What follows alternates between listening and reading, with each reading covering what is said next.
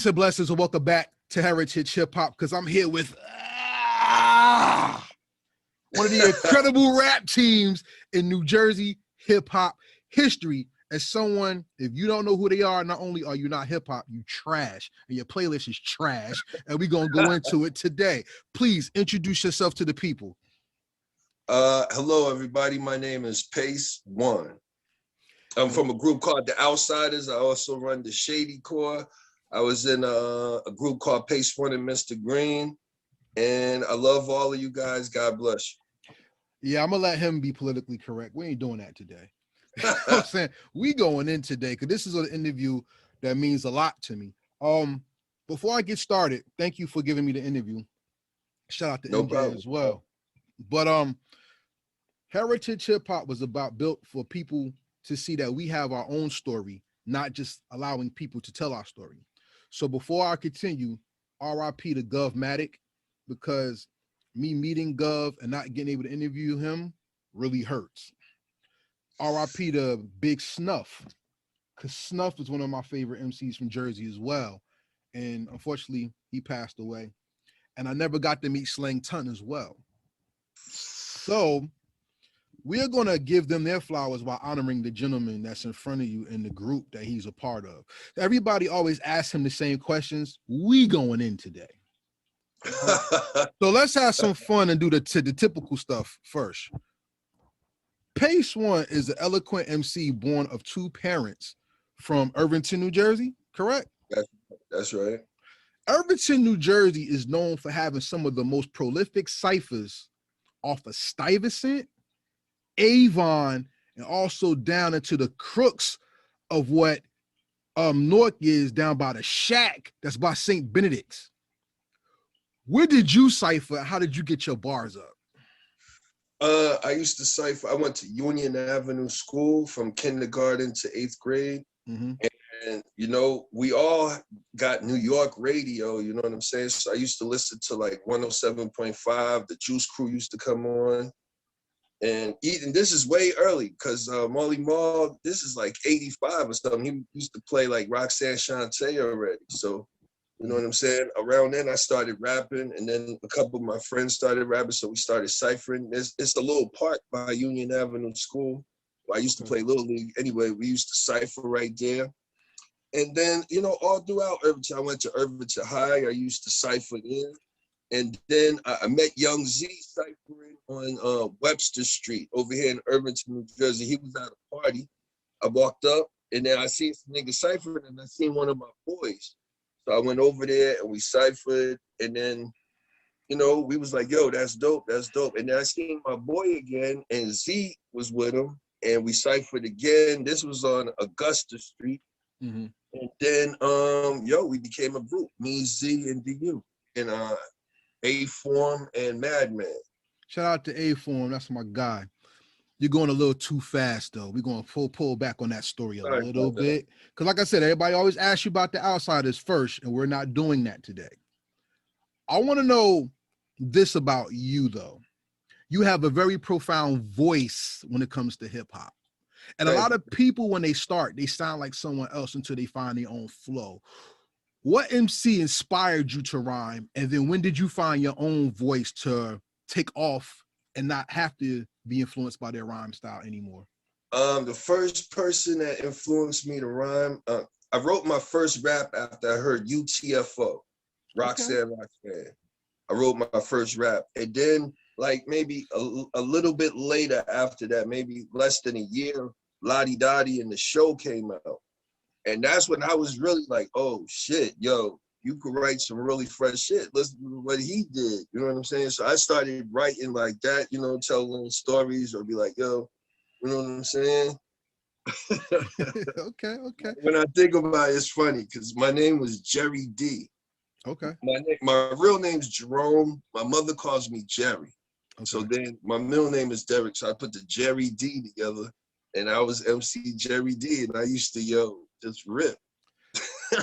You know what's dope about that? I always thought, I'm gonna skip around now. I always thought you were the evolution of the style DMC and Run started.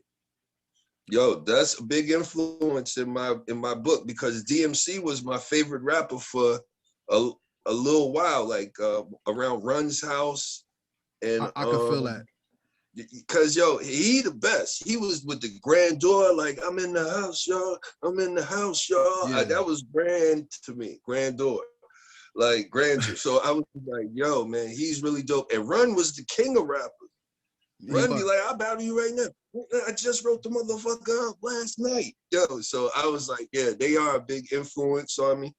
My homeboy DU, me and DU was like Run DMC our whole career. That's we look up to him. And I was just listening to Czarface. DMC on that's a good DMC one. Yeah, he on the first track. song. Yeah. I was like, oh, they got DMC.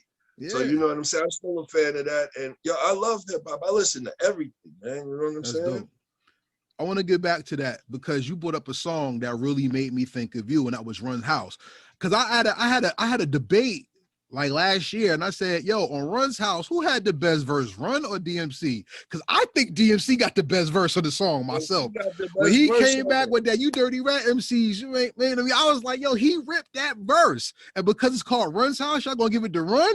DMC killed that, yo. I think that's one of the best verses. DMC killed a lot of records. He killed Suck MC when he be like, I went to John Jay University. Yo, that shit is fire, yo. Yeah. So he used to be ripping back then. Me and my boys always be like, yo, DMC be ripping. Yeah, DMC, I think DMC is very underappreciated because Run was the star of the group. But even think about it. That goes back to what my point with you. I'm gonna talk about him and then parlay it back to you. Okay. On Biggie's second album, well, before Biggie's second album came out, I heard My Downfall on the radio, but DMC wasn't on it.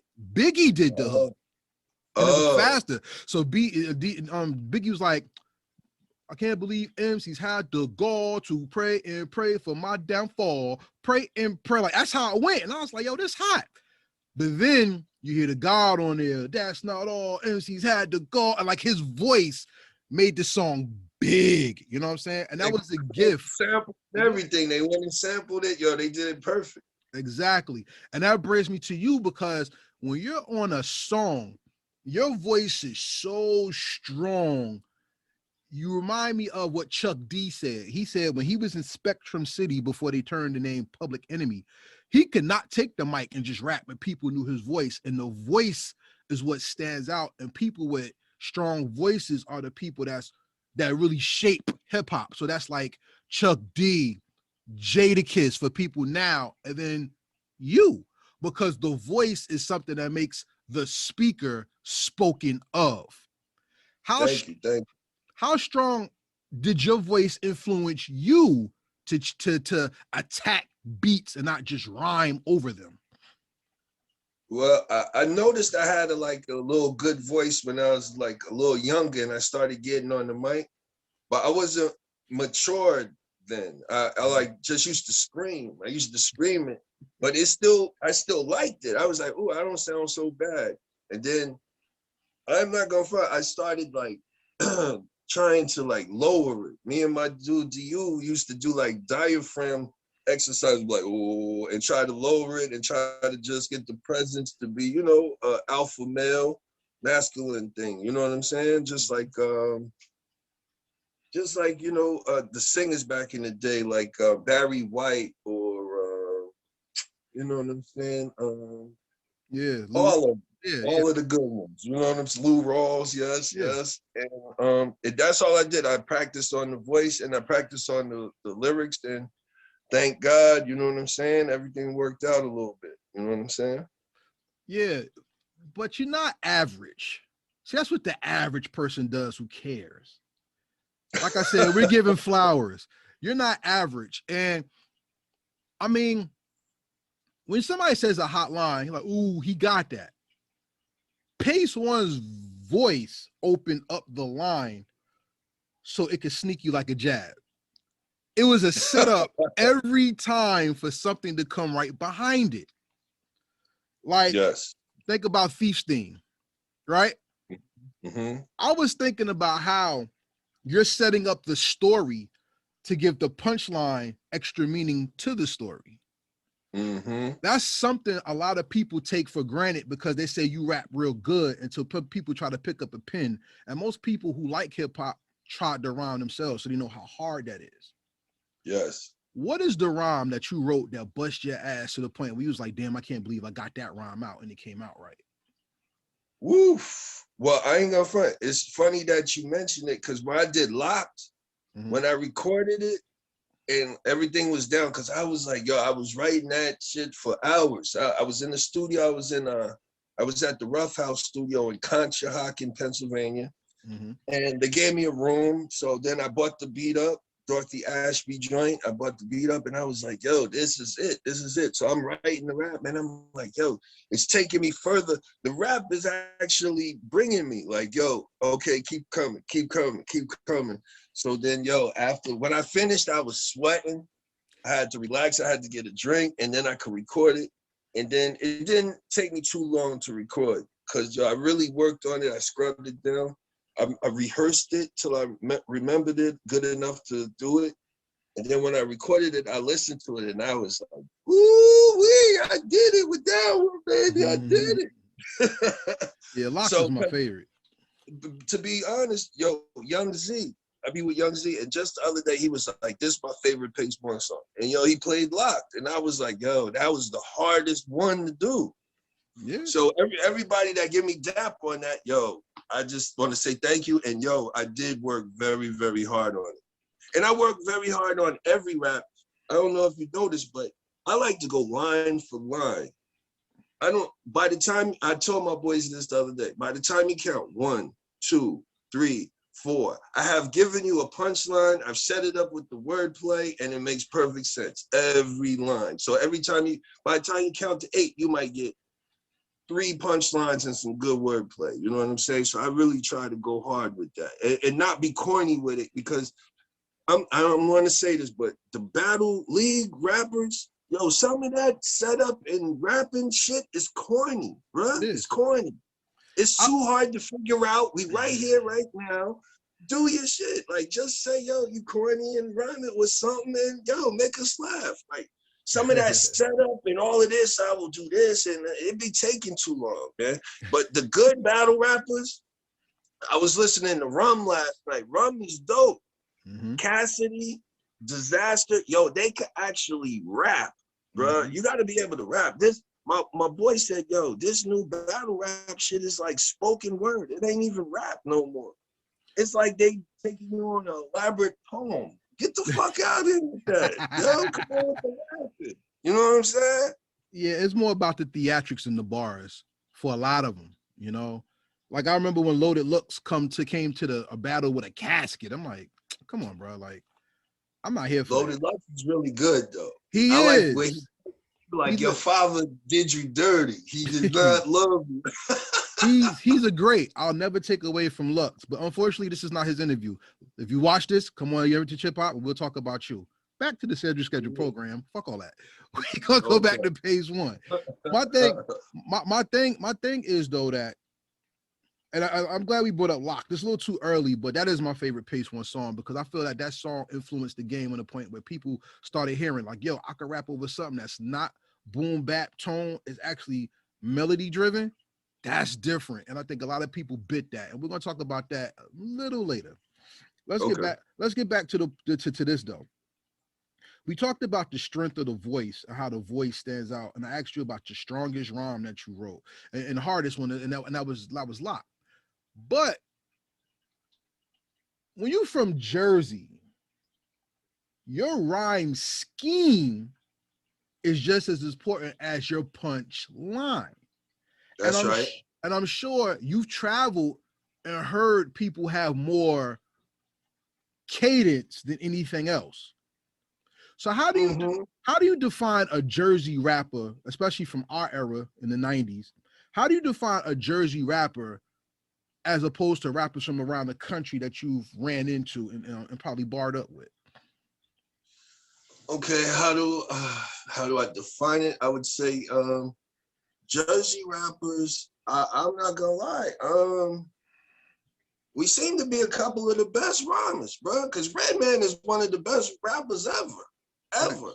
Mm-hmm. You know what I'm saying? And it's only a few people that actually do it like us. You know what I'm saying? But New Jersey rappers, we are punchline driven. We want entertainment. We want good wordplay. We want the syllables to rhyme. I learned that early. Like, you know what I'm saying? If you rhyme one syllable, people will be like, all right, that was decent. You know what I'm saying? But if you could rhyme 2 syllables for a little bit of length of time, you got the potential to really knock it out the park.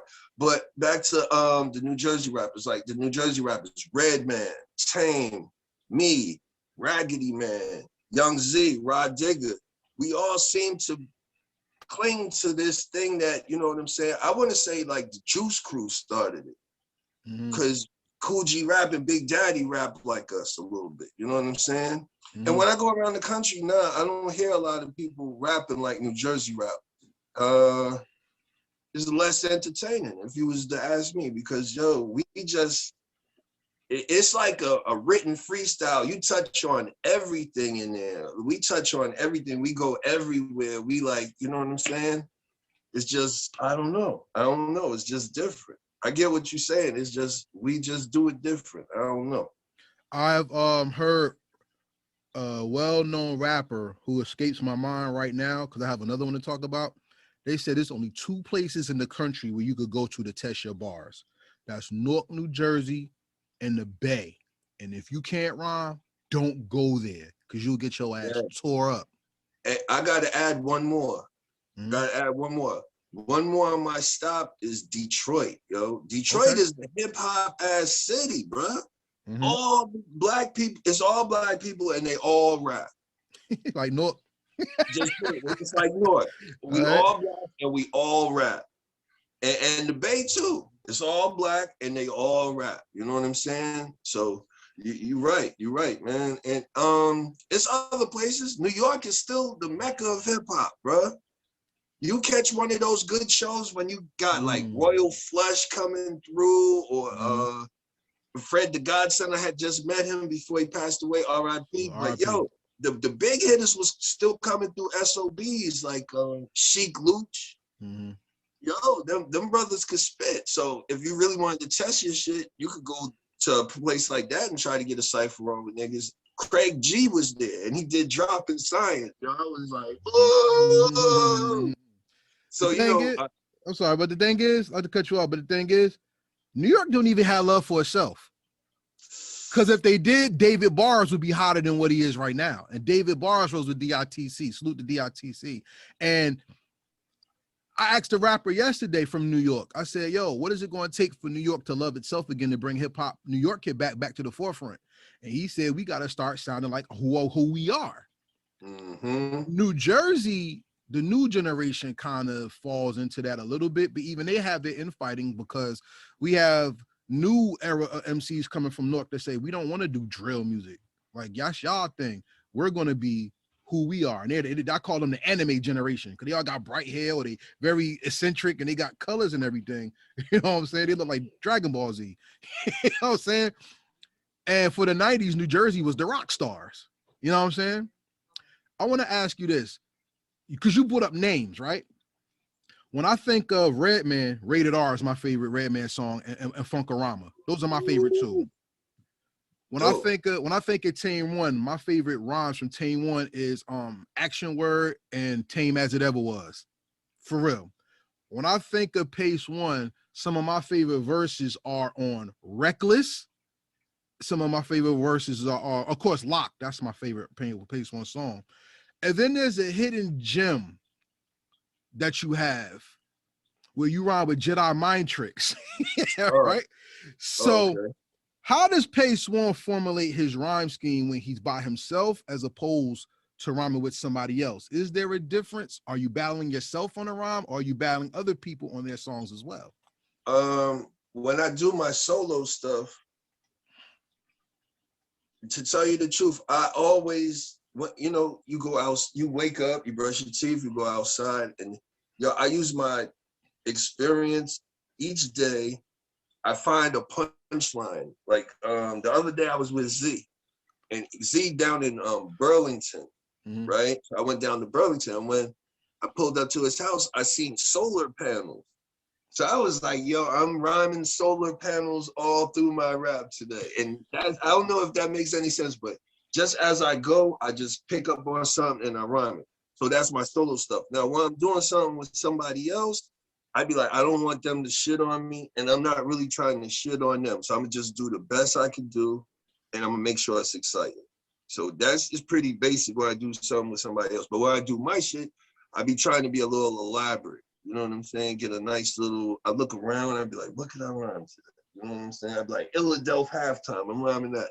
And then I formulate the rap and we go from there, you know what I mean? So solo is more adventurous, trying to like, you know, just be adventurous and entertaining. When I'm with somebody, I'm professional. I try to be as professional as possible and do the best I can. So that's it. We are from the last generation of people who love hip hop the way we got it.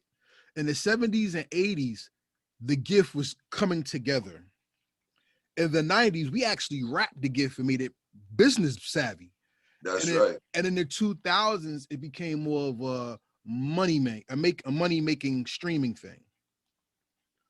What do you hold dear to hip hop that keeps you doing it, and what keeps the love of it going on and make you want to rhyme with others and check out new rhymes as well? Well, I'm still a fan of hip hop, and you know, I like to hear people that can do it well. Like I mentioned, Cassidy. When he doing his battling, he's still rapping though. It's still rapping. Like you could put a beat to it. A lot of other people, like when they doing it, you can't put a beat to that. And I don't know what you're doing and where you're going with this. This is like too much. So I like precision in the rap. Like I've been listening to Eminem, the Tone Deaf joint. Yo, that shit is fucking fire, bruh.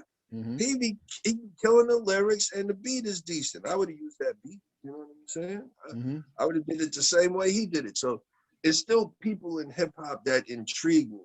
And I'm hoping that when I do my raps, I'm intriguing the hip hop culture as well. You know what I'm saying? It's just, you know, good rhyming. Like when Cannabis came, he had the style. It was swift. He was saying good stuff. He had punchlines. You know, you got a checklist like, ooh, punchline, wordplay, subject matter, timing, effortless. You know what I'm saying? You're listening for that. And a couple of MCs got that, and that keeps me drawn to the art form. You know what I mean? Let's go back into your past as we skip over in this interview, because we're going to have some fun, like I said. My favorite New Jersey hip hop moments don't come from songs, though. Some of them come from live performances. Okay. The best live performances I ever seen were at the arcade in North, when they had the ciphers at the back table. It used to go down back then. Yes, it did. I remember me and my man Nas used to go down there and play KOF 96. That was in the front. The pool tables was in the back, and that's where everybody went down. And you knew not to go there any Tuesday and Thursday. You know what was going down on Tuesdays and Thursdays. Was always down there. Me and Slang lived down there. We always went down there and see people and chill outside the arcade or even play the games for a minute. You know what I mean?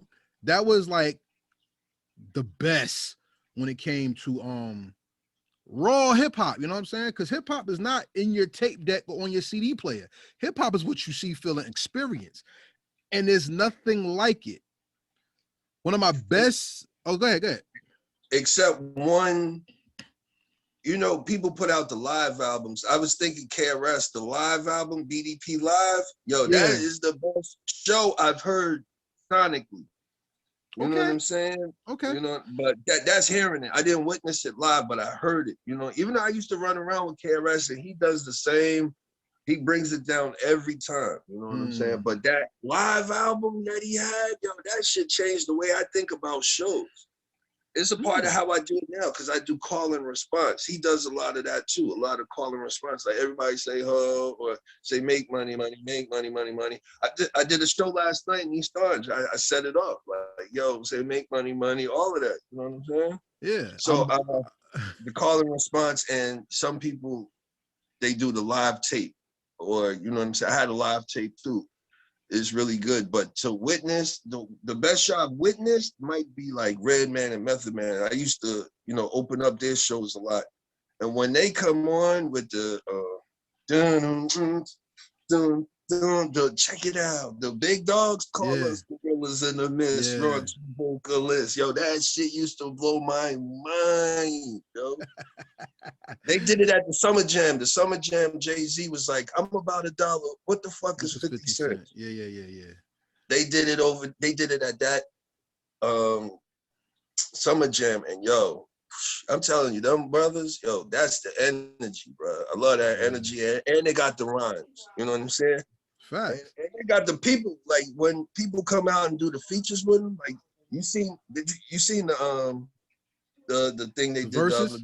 the verses. Of course, I put a whole blog about it on the website. Of course. When the last time you seen K Solo rapping that shit, or EPMD together rapping that shit? That shit was fantastic, man. Fantastic.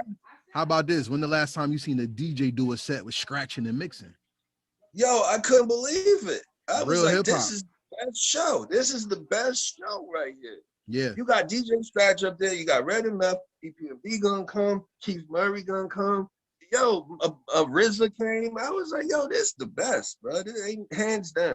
And it got critically panned and people hated it. Did you know that? They said that was the worst verses because it wasn't a verses, it was a concert. Yes. People canned it. Yeah, they need to shut up, man, because the Ghostface and the Raekwon and Red and Meth and Premier and RZA. Those is my top three. That's the three right there. And they all Wu-Tang. That's crazy. That's because, yo, I ain't gonna front. I'm a Run DMC fan from the heart, EPMD fan from the heart, but Wu-Tang is forever, nigga. Yeah, that's the best hip-hop group to me. You know what I'm saying? They up there, no doubt. They up there. From the iconic symbolism of the flag and the Wu symbols. Yeah.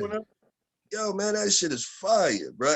And me and my boys were watching. I was with Lakim Shabazz the other day. Salute to Lakim Shabazz. Word. And I was with my man R, and we was all sitting there, and my man R was like, yo, tell me Wu-Tang didn't take that and make it into hip-hop culture. Okay? Yeah. Hey, man, I mean, that goes back to something I wanted to say. Raekwon the Chef gave y'all props, too, because he said when Wu-Tang was coming together, they were studying not Jersey niggas, somebody's group we're talking about right now. They studied them to see how everybody could contribute and be great on the microphone. They wasn't studying random people. They was looking at a group in particular. Did you know that? Now, I heard him say, like, yo, we was trying to be like them Jersey niggas, them Jersey cats. Who though? My boy Z said, like, yo, you heard Raekwon said that? I was like, you don't know if he talking about us. He just said, we have breaking news. We have reports. We have reports of Wu being in Newark and being in Jersey studying, whether they was at Zanzibar, Sensations, or other places. Yes. Yeah, I remember they did the Zanzibar. I remember that. I remember they had some issues as well. No disrespect to them, because that's one of my favorite groups, if not. Yeah, they're like 1A and 1B for me, because Public Enemy and Wu-Tang are my favorite hip-hop groups of all time. You know what I'm saying? Public Enemy is my man's favorite group. R always be like, yo, you got to be hard and you got to be conscious, because we can't just be, we got to entertain a little bit, or just a little bit. You know, you can't have the kids. That's why the kids got green hair, tats all over their face. They look like, I'd be like, yo, y'all niggas taking it somewhere else. Y'all taking it to the drug scene type thing, and it's coming out. You know what I'm saying? That's the anime generation. But I don't be wanting to diss them or nothing, because, yo, some of it works. You know what I'm saying? Some of it works, but I would be easy with all that tattoo in your skin like that. You're going to be like that forever. Hey, that's on them. When you 50 and you start sagging a little bit and you ain't got the same amount of women that was around before, you might want to chill, and a girl that you like might be like, yo, you look like an alien. You know what I'm saying? I'm gonna fall back on them, let they handle their own problems. I'm good. Word. But talking about how people were studied, right? You talked about Young Z and how y'all got together and freestyle. Salute to DU. That's my man, yo. He got one of the sneakiest hit songs that nobody gives him respect for, and that's Big Face 20. That's my shit. I remember the first time I heard that. That was my song. I couldn't, you know. And you got songs. That's my man. Yeah, I mean, I remember seeing the Outsidaz perform at Rutgers, New Brunswick. Woo! Y'all was on stage with Red and Meth, and Rockness Monster was there with y'all. I remember people jumping off the stage in the crowd, you know what I'm saying? And the Outsidaz was always known not only to be lyrical, but to bring the energy that was like just as hot as the rhyme. How did y'all patent y'all style as a group? When y'all really weren't a group, y'all were a collection of interesting characters who had rhyme techniques. Yes. How did we get that together? Well, yeah. we not normal niggas, yo. We cipher all the time. Like somebody will buy like a 20 of some weed, and until that 20 of weed and the 40s is gone, we are rapping in here. The MP be playing, we have a beat on upstairs in the outhouse, and yo, be rapping for hours. People walking in, getting in the cipher, talk a little bit, leave, the cipher still going on. You know what I'm saying? And another thing is, before we hit the road, we always used to rehearse. We go in, we get the rehearsal hall with the mirrors and stuff, and we meet there for like a month. And yo, we get our stuff together. We tight. We rehearse all day and night. You know what I'm saying? And yo, I just noticed when I say this, boom, boom, boom, and then they would catch the overdub, and I stopped the music one time, like, that is fantastic. Every time, let's do that with everybody. Let's do that every time. And then, yo, we just got into the mood. If you missed the line, we got you. Boom, boom, boom. Unless we having too much fun, then the whole line falls down. You look back at them, they like, I got you. But nah, we used to rehearse a lot, and we used to cipher a lot. You know what I'm saying? The cipher. The cipher is the missing element in hip hop, because some of these people who got deals don't even cipher no more. And I do a segment on heritage hip hop called Truth Behind Bars, where there's no beat. I put it in black and white because I want them to focus on you and your bars. You see what I'm saying? And I'm very pissed off that these so-called MCs, which must means missed opportunity and some shit. I don't know. They suck. But a lot of them garbage, but not on my show. But a lot of MCs today, or so-called MCs, suck because they have no bars on deck and no bars ready. And I was talking to P Long, shout out to P Long, you know what I'm saying? And he talked about how y'all went to Texas and y'all was in some kind of hotel with palm trees inside of it or something. And Slang Ton used to kill everybody in the lobby. Salute to Slang. Yes, we did. We went to the Grand Ole Opry.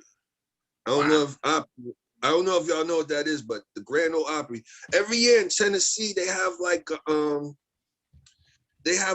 get together. You know what I'm saying? A music conference. Well, back then they did. You know what I'm saying? Mm-hmm. And when you go to the Grand Ole Opry, it's like a big ass mall / city that's under a roof. You know what I'm saying? The floor moves and everything. We met Scarface there. You know, this is real deal shit. I met Scarface. I was like, yo, Face, let me get a picture, my nigga. You ill. So, you know what I'm saying? It's called the Grand Ole Opry. And then, yeah, we get together and cipher, start rhyming. And yo, Slang always was killer. Always. He won the like the 3rd or 4th Blaze battle. That's when he had his hands up with the towel over his head, right? Yes. I don't remember which one it was. It was like the 3rd or the 4th. But yo, that's what we did. Me and Z got into the Blaze battles. Mm-hmm. Slang came. Then Az Izz and Y'all Lover got into it. Yo, that's what we do. We rap and we see who the freshest all the time. With anybody, it don't matter. We used to cipher with KRS-One. You know what I'm saying? Cipher with ODB. Cipher with mad niggas. Everybody. Like Red and Meth used to have like Ikadon when he was coming up. You know what I'm saying? They make him cipher with us. Like, let me see if you can keep up with these niggas fresh. And yo, he used to do good. He could keep up with us. You know what I mean? He could keep time with us. That's all we used to do. It's really like, you know, kick it and cipher, get drunk, high, and cipher some more. I want you to touch on one of the members of the group because we don't talk about him enough. And that's Okay. probably because he didn't have a body of work out for solo purposes. And that's Slang Okay. Ton. I remember we was Okay. always hearing about the Slang promo. You know what I'm saying? We used to always hear Look at about my it. tattoo. My Slang Ton tattoo. Salute to Slang. That's my boy. We used to Forever always hear live. about the Slang promo. Whipping the beige bobos, whipping the Slang promo. Like, you know what I'm saying? We always hear about it. And we Spell used it to out like always, K Solo. Yeah, I know what you're talking about. we used to always hear crazy stuff about Slang Ton. Battling me is like slapping John Gotti in a mafia party. Like we used to hear all of them wrongs.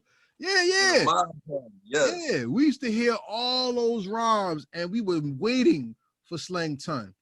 Unfortunately, Slang Ton passed away in a manner that is unbeseeched of an MC. And you know, That's we were right. saying rest in peace to him and his family. May they be highly remembered as people who gave birth to an eloquent MC. I want to That's ask right. you, what did the game miss by not getting Slang Ton? By not getting Slang Ton, oh man, we missed something. We did. We missed like it would have been another era of the grime of but the smart villain would have came. The smart rapper that's ready to, like, I don't care what happens or who I'm facing, I'm ready for him. You know what I'm saying? A smart, like, evil villain, man. We missed it. He like kind of like MF Doom, R.I.P. You know what I'm saying? Like Slang was like that. He was illustrated. He was illustrative. He could tag his ass off. And yo, he had the ideas. He was ready, man. And you know what I'm saying? That was very unfortunate. We was still messing around in Newark on 20th Street. It was hardcore back then. And you know what I'm saying? Somebody ended up shooting him. Yeah. But yo, man, we did miss that. We missed 2,000 pounds of bad grammar. That's Slang Ton. Because slang is bad grammar and ton is 2,000 pounds. So we missed 2,000 pounds of bad grammar. That's crazy. Salute to Slang Ton. Oh my God. You know what's dope about what you said though? All of us who were fans of y'all, we had dreams about y'all being more than what y'all were. Yes. To me, yes. Salute to my peoples who are my peoples for life. Shout out to Simply Put. Shout out to Nas. Shout out all my peoples who was listening to hip hop before Nightlife EP came out first. Mm-hmm. We looked at the Outsidaz like the X-Men. Remember in the 90s when X-Men was the shit and everybody used to watch the cartoon? Yeah, see that? That's what I mean. See, there's a connection there. You know what I'm saying? Yes. That's what we do. That's what I still got the posters up because yo, man, we had it in our mind. But I ain't gonna front. Wu-Tang, when they came, they were so together with the idea and they did it perfectly that it made it hard for us as a collective to come on and do something similar. Right. Was really holding it down, man. I don't know if niggas understand, but Wu-Tang was most of the 90s, yo. When they came out, they did not let up. They are relentless, yo. They always got the fresh loop. Mm-hmm. They got Nas on songs. Mm-hmm. They go get niggas. They got Biggie got a song with Meth. I be like, yo, these niggas is top notch niggas. So it made it a little hard on us, but we just kept it together and we kept ciphering and doing what we did. You know what I'm saying?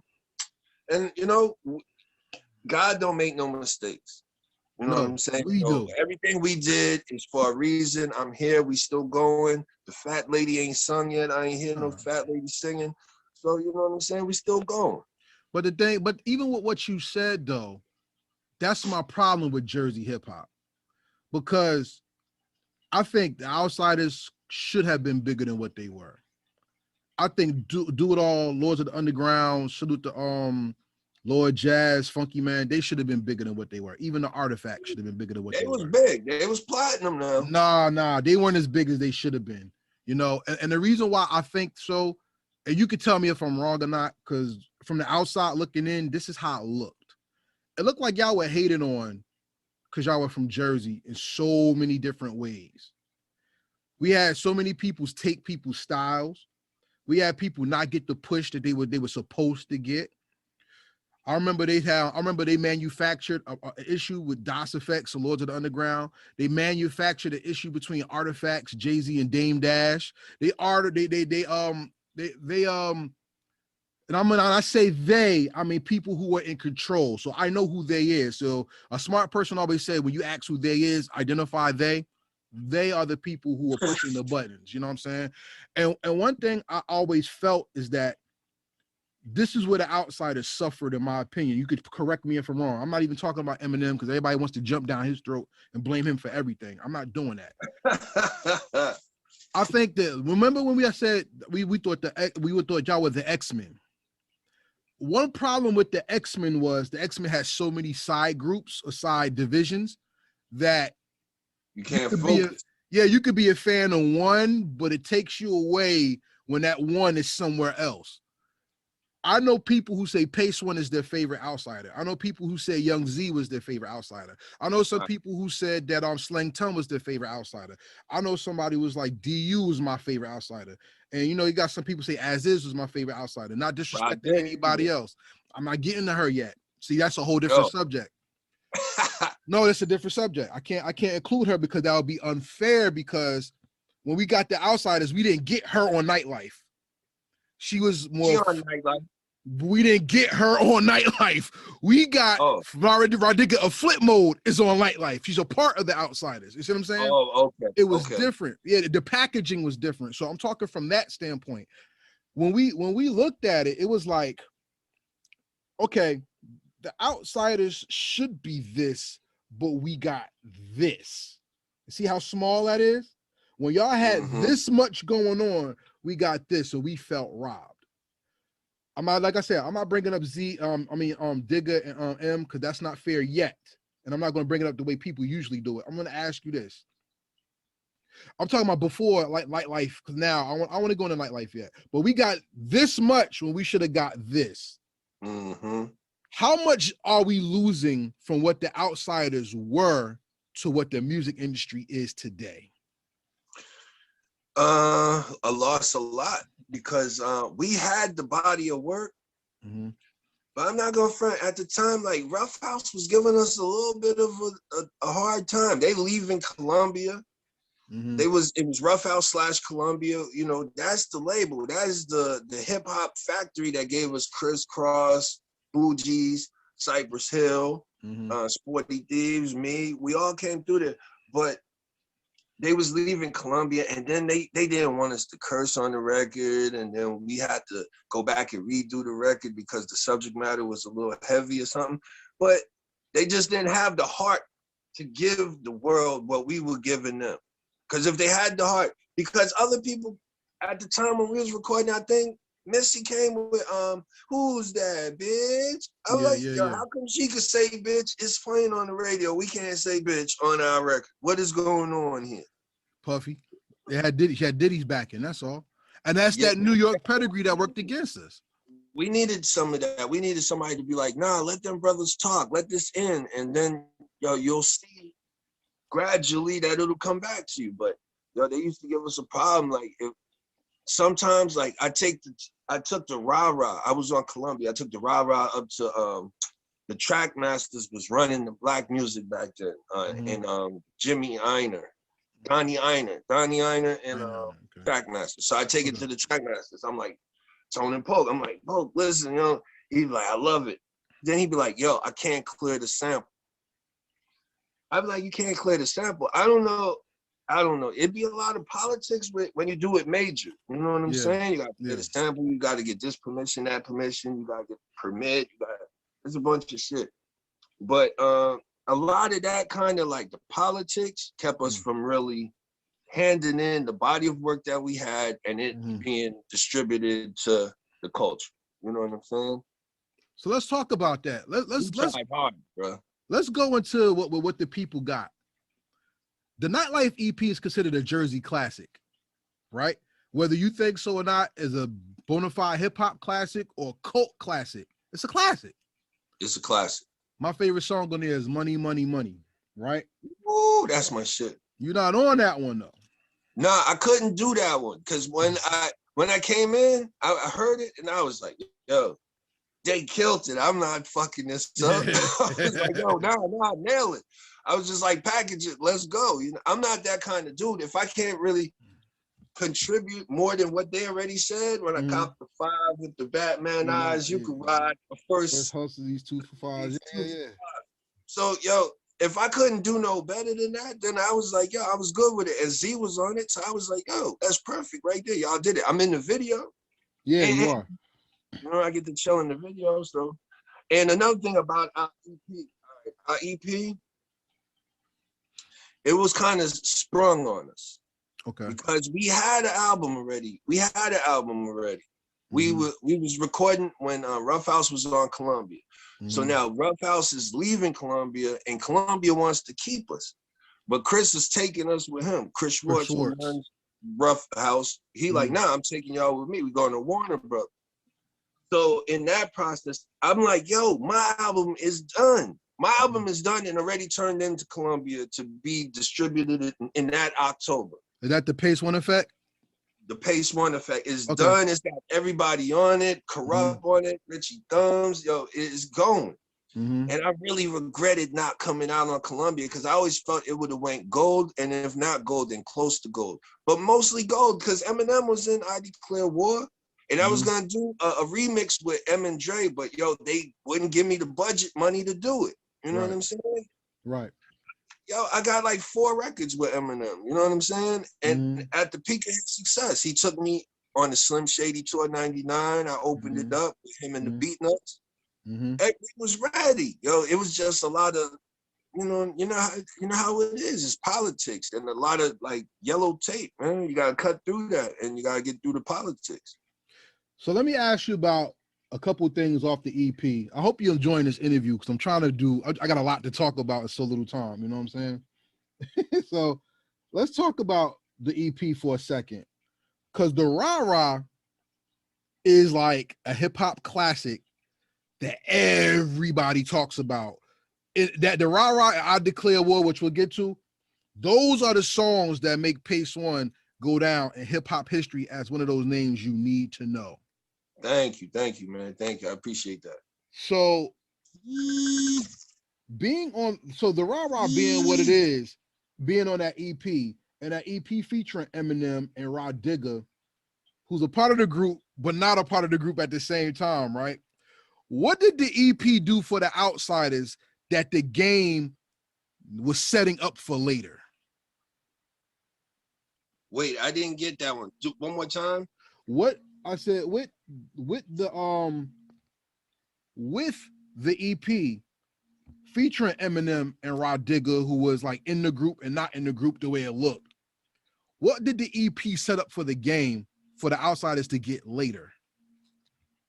The EP set up in the game for the Outsidaz to get later. The EP set us up for the Bricks album. Okay. And we thought the Bricks was gonna do well. I thought it was gonna do well. I thought the EP would have went gold, and then I thought the album would have went gold too. You know what I'm saying? Okay. But it didn't. And but the EP set us up. We could go tour. We were touring nationwide. We went overseas. You know what I'm saying? I've been every country in Europe almost except Turkey. Did the EP come out? Yet? I'm sorry. Did the EP come out before the Pace One Effect? The EP, yes. Okay. All right. So then let me restructure my questioning because I don't want to get too lost. Because this is where my fascination with the hip hop that you make came out. You were setting yourself up to be your own character and your own man inside and outside of the music. Because one thing about Jersey MCs, we don't talk about violence over and over and over and over again. Because the ones that do, we don't really fuck with too much. Like Newark is known, Irvington is known, Jersey City is known for being a hard place. But East Orange. And East Orange, shout out to East Orange too. I apologize. But Naughty by Nature didn't talk about gunplay all day. They made you party. Redman didn't talk about. I love Tretch. I love Naughty by Nature. Best. Naughty by Nature supersedes hip hop. Their music. You know what I'm saying? That's right. And Redman didn't talk about killing all day. He actually talked about weed culture and brought comedy to the forefront. I thought with you were setting up with the Thieves theme a cartoon or something that was going to be funny and had a little character to it. What did the Pace Effect do for you as an MC when you finally got your first project out and you got to see something that was birthed from your own creativity? What did it set up for me? Yeah. Well, the Pace One Effect, I worked on it for 3 years. Yes. I worked on it for 3 years, and I'm not gonna lie. We were leaving Columbia when I was just turned in the album. So Chris was like, look, we taking a couple of your songs off your solo and we putting them on an EP album on the drop. And he was like, I want the Rah Rah and I want Don't Look Now. Okay. Those 2 songs was on my album. I'm telling you, my album was fire. I was ready. I was down with Redman, Eminem. We wasn't beefing or nothing, yo. This album right here? Yeah, yeah. This album is a Jersey. That's a Jersey classic album, bro. Thank you. No, if nobody heard it, that picture is when I made the cover of Elemental magazine. They said they called me the king of the Briggs. I was like, you know what I'm saying? I was like so happy with everything that happened. But you know, God, like I said, God don't make no mistakes, and I didn't get to where I wanted to get. Who knows? I've probably been dead. I've probably OD'd or something, drank too much shit or something. You know what I'm saying? But let's go into it though, because most people haven't heard that album, and that's a shame on you. But like I said, Heritage Hip Hop, we tell our stories. We're not beat for the industry. And one thing that really kind of hurt me, Reckless was the same beat that you did with Corrupt and Slop, but it was an Outsidaz joint on there. No, it's not the same beat. That's the one that's on the streaming platforms. Reckless original is the same beat that you had with Corrupt and Slop. Unless they put this track listing wrong, it's the same beat. It says Reckless original. Beat. Yep. Now I gotta go back and listen because the beat I did with Corrupt and Slop on that album, my man Eyewitness made that. He used to produce for the Troubleneck Brothers back then. I don't know. That was my group. Salute to the Troubleneck Brothers. Word is to the hip hop classic. My man Eyewitness used to produce, and he made that beat. And then what you said, Reckless. He made Reckless, and he made the other one. So I don't know. It might be like the same loop, or he looped it different or something. But he made both of those. So yeah, because we got Slang and the Outsidaz as a crew on it, and there's not a lot of that floating around. And I even asked Tame on my interview with him, and he said Jersey hip hop always was together, but if we went through the industry, we never heard it. And that's where I was confused with this, because this album, I like this album. I like one. This album was like that album. Like I wish this came out and I got this. Not saying I didn't wish I got one, but this was like, damn, Pace was rocking like this. This was his look. Like, yo, like not only did we get cheated, but them bastards that control the industry fucked up our sound. You know what I'm saying? And that really angered me. And I wanted to ask you, based off of this album right here, what was the power the Outsidaz had as solo entities coming together? Because Musical Madness was out, right? Young Z had You Don't Want No Problems. You know, I love that video, by the way. Shout out to my man Father Tom's in that video. One.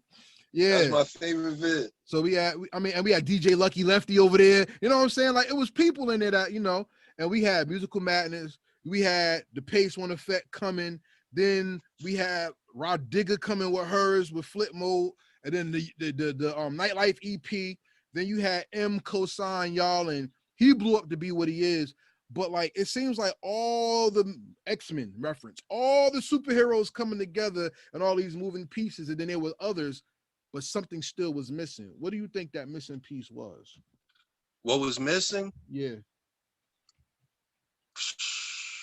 Nothing, man. We had the deals and everything. We had like 3-4 deals in the group at the time, maybe 5 recording contracts. In Makosa, I say multiple musical contracts to fall back on. Anyway, yo, we was doing so well. To tell you the truth, man, I don't know what happened. I do not know what happened. Maybe at the end of the day, I will blame this shit on Eminem, yo. Cause when he blew, he was supposed to snatch our asses. We supposed to be like motherfucking, like how motherfucking King T bought the licks. You know what I'm saying? Or something like that. Yeah. He was supposed, cause he big dogged it. He came out the group, became a big dog in hip hop. Now you're supposed to snatch us up. You're supposed to do some fresh ass shit, and that's it. So I ain't gonna front. When I'm depressed at home, I still blame a lot of this shit on Eminem. We wasted a lot of time if that's the case. You know what I'm saying? Because when I met him, he did not rap like that. He did not rap like that. He had Infinity out. Yeah, I remember that. He had Infinite out. Infinite, yeah. You can ask anybody. He had Infinite out. He was not rapping like that yet. He rapped like Trench. Yo, after a few ciphers and doing songs with him, and I gave him my demo tape. By the time he came back, he had I'm low down and dirty, but not ashamed. I'm low down and I'm shifty. He even told me, like, Pace, I took your line when you say I'm low down and shifty from Take the World With Me. I used it in a couple of my songs over here. So you know what I'm saying? My major disappointment, I hate to say it, but it is with Eminem in hip hop. Okay. Because it's like hanging with Jay-Z your whole life, and then Jay-Z don't put you on. That's bullshit. Jazzo be up at motherfucking Rock Nation right now. You know what I'm saying? Like, you cannot really diss your people. You know, and he kind of dissed us. I'm not on one of his records. He got like 10 albums. I'm not on one of them. Something's up with that. He didn't kind of diss y'all. He did diss you. And that's why New Jersey has, I mean, there's people who love Eminem. And don't get me wrong, you can love who you like. I'm one of them. I even though, like, you still respect your man. I told you I was still listening to Tone Deaf. He's still the freshest rapper. Yeah, he's still somebody you respect. But the thing is, just to be honest, I don't like to talk about it. People be like, no, we're not gonna get that face. It's gonna bring this shit. It's gonna bring that shit. But it's just the truth. Yeah. And how you gonna come out of our group, become the #1 rapper, and then don't put us on one fucking record? It's impossible. That's my. So there you have my honest talk, and I don't like to talk. Yeah, we're not gonna go into it because like I said, in Jersey, that's been a major eyesore for us. Because Redman gets it more than Eminem, and that's called black tax, where you're supposed to bring somebody with you and you didn't. You know what I'm saying? And a lot of I can't be mad at Redman. I'm on 2 Redman albums. I can't do that. And he's on your joint. Who he be? And he did a song with Redman. That's right. Who you be? And I'm on Bricks 2 on Malpractice. And to tell you the truth, I'm on Muddy Waters. I do a skit. Me and Mad Sue do a skit in between one of the songs. So like, I can't be mad at Redman. I cannot be mad at Wyclef. Put me on his multi-platinum shit. Cowboys. Which he didn't have to do. Yeah. You know what I'm saying? And our own boy, somebody I gave birth to, can't put me on one record. I used to complain about it. I used to be like, yo, you got 2 records out that are multi-platinum. I couldn't have rapped on there one time. Am I gonna keep you from going multi-platinum? Is that what you're telling me? Right. Fuck out of it, man. I be mad as hell about that shit. But I try to maintain it and I don't talk about it because, like, Rod Digger be coming to me like, Pace, just let it go. And I be like, it's gone. I let it go, but still, it happened. It's real. That's part of manhood. That you gotta. God made us in a way where loyalty is something that's really important to a man. You know what I'm saying? That's right. And I'm not gonna, like I said, I don't want to harbor on it because everybody talks about that already. You did. I'm harboring on it because when I put him in our group, no white rappers was out. It was not cool to do no shit with no white rappers at that time. And I was like, yo, man, fuck this racial shit.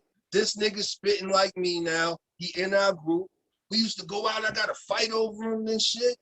We go to San Fran one time, somebody heckling him. I got to go out there and punch him in the face and all type of shit. Nigga end up hitting me behind my head. I had a fucking goose egg behind my ear. Wow. Like, yo, this shit ain't fucking all like candy and flowers, nigga. It was tough breaking him in. I take him somewhere. Niggas want to battle him just because he white from the rip. Let's just be honest. Me and Z had to hold that nigga down to the ground. And when he broke out, you can't put me on one record. I didn't ask for no money. I don't want no money. I want to earn my own money. I just want to rap on the record. Give me my publishing. That's it. Facts. So, if you could put Bizarre on the fucking record, I could go on the fucking record. I don't want to talk about Bizarre neither. I've never met him, and I've never That's met my him. man. Shout out Bizarre. Yeah. Bizarre, I'm not picking on you, bro. It's just that, yo, when it comes to MCing, me and Z is the premier MC sometimes, man, and we can't be on the fucking record. Eminem is down with us. He wouldn't be down with us if we was corny. We not corny, nigga. We fresh. We rap. We battle. We do everything. Like, and we can't get on one record. Fuck out of here. All right, I'm done. I'm sorry. Yeah, you got it out. Everybody probably wanted to hear that. I'm glad y'all got it. You're welcome. So to continue, as your career went on, just like most New Jersey MCs whose careers go on, there's a hole that's left in the culture because, like I said, all MCs from the 90s gave hip hop its heart, because it seemed like the 80s MCs did they thing and they disappeared. But 90s MCs was like, no, I'm hot. I'm going to still tour. I'm going to still do what I want to do. And y'all poke your heads out every now and then and y'all come out with new stuff. You have 2 projects with Mr. Green. The only color is green and the only number is 1, right? The only number that matters is 1, and the only color that matters is green. My thing about those projects is lyrically, you stand the test of time. And standing the test of time means that not only are you to be remembered, you are to be celebrated. What makes Pace One the MC that other MCs are scared to rhyme with? Well, yo, I know how to rhyme. I know how to rhyme. Like Slick Rick said, they bite. They never write that's not polite, or they don't rhyme right. And yo, sometimes I think that when I hear a rapper, I be like, yo, he not rhyming right. I ain't gonna front. Here we go. I'm gonna blow this shit up. I was just watching Sirius Jones battle Rum. Okay. Right? And my at the end, my boy said, what you think? I was like, Rum won. And it's because Sirius in my head don't rhyme right. Even though he putting together a lot of that shit, I cannot hear where it rhymes at. Where does it rhyme? I hear a bunch of fresh shit. Where does it rhyme? Run. When Rum was kicking it, you hear it's a rhyme scheme that we have to stick to in hip hop. If you want to be one of the freshest, one of the elite ones, you have to rhyme, bro. Right. So boom, I just every time like I pick up my pen, I'm just like, yo, what could I rhyme that nobody else has rhymed before? And even if they have used the word, how could I make it juicy? You know what I'm saying? I just got a little bit of that integrity in me. Don't let the integrity go for money. A lot of niggas used to tell me back in the day, like, Pace, don't worry about rhyming so much. Just make, nah, nigga, you just make that. I'm making the best hip hop I could make. Integrity is a lot with me, you know? A lot. I don't like when rappers cheat. That's like rhyming this and then you rhyme something corny with it. Like you can't rhyme Larry with money. Larry and money does not rhyme. Money and honey rhyme. Larry and Carrie rhyme. Come on, get this shit right, y'all. The Jizza actually talked about that when Liquid Swords came out. He said he was not happy with the rhyme schemes, and that's why he said, make your rhymes half long and twice strong. That's what that inspired that rhyme. Niggas bite immediately, if not soon. Yo, Jizz is the best, yo, but he one of the guys that knows and maintains the integrity of the art form. Meth is rich, bruh, both in career and financially. And he still keeps to the same integrity of the bars.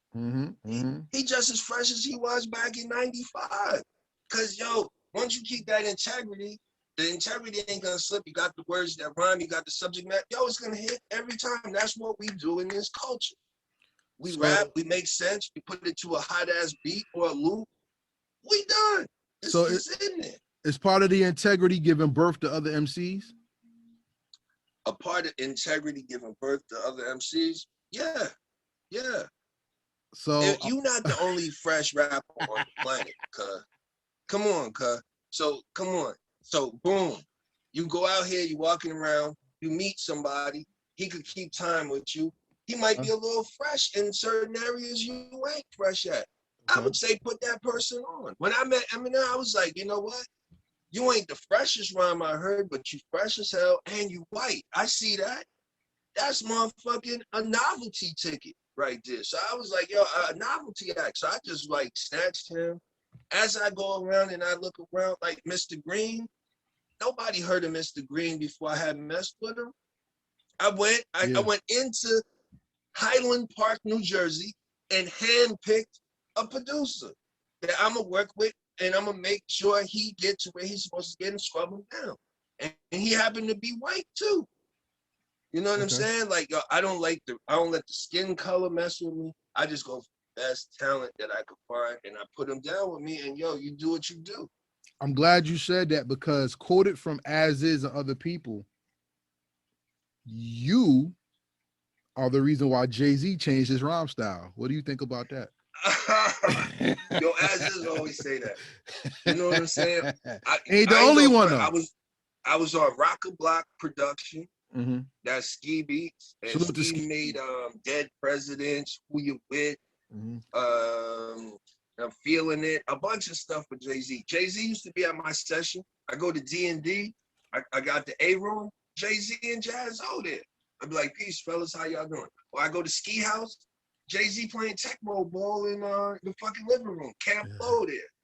So you know what I'm saying? If he did pick up something from me, it's all good, because I pick up stuff from rappers too. So it's all good. I picked up something from him.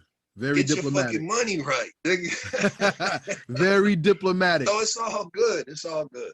What's my man named Geechee Suede? He said the same thing, that Jay-Z took his style as well. I'm not saying that you said it, but you know. Well, no, I don't say that. I would say, like, if he did get something from us, yo, God bless him, because yo, he did what you're supposed to do with it. You can bullshit with rap if you want, motherfucker. Yo, Jay-Z is it. You see where we at? He got the freshest girl in hip hop. He richest. You know what it is. He do everything right, man. He lucky as fuck too. I used to tell him that. I'd be like, yo, you was a lucky nigga, bro. Because at the time, yo, Red and Meth was killing it back then, hard.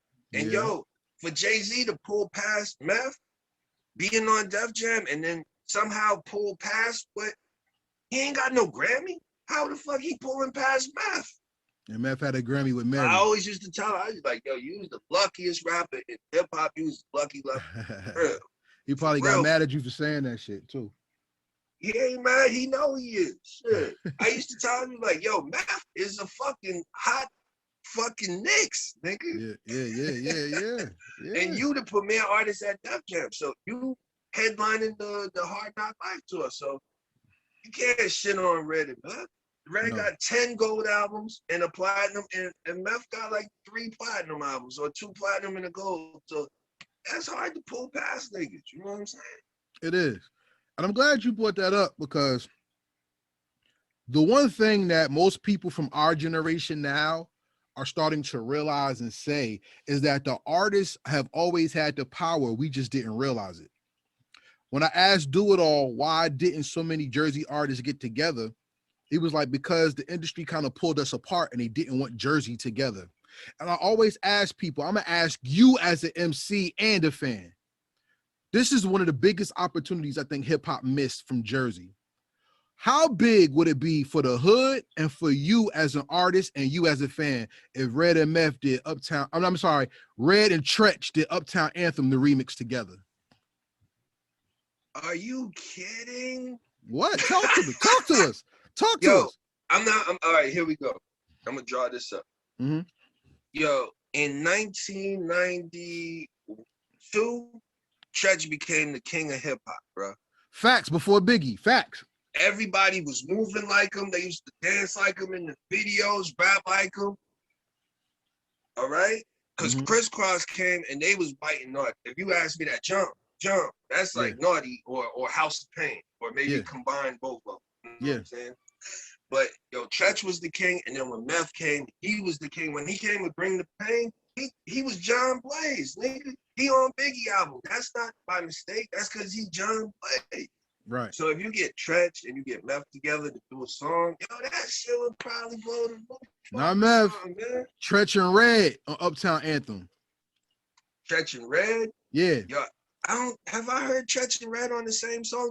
They got 2 songs together. They got real niggas on Malpractice and Get Low on the Advocate mixtape.